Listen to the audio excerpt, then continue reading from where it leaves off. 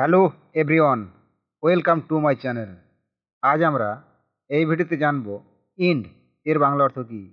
ইন্ড এর বাংলা অর্থ হলো শেষ, সমাপ্তি, অবসান, প্রান্ত, আসান, আগা, খতম, অবধি, ডগা, অগ্র, সীমা, পরিশেষ, অন্ত, পরিসমাপ্তি, চরম,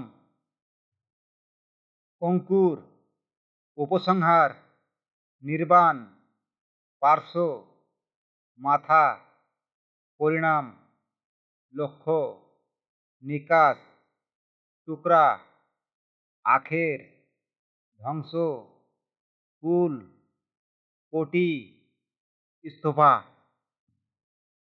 শেষ করা, শেষ হওয়া, সমাপ্ত করা, অবসান করা, খতম করা, চুকা, পোহানো, ধ্বংস করা, ফুরানো, উপসংহার করা।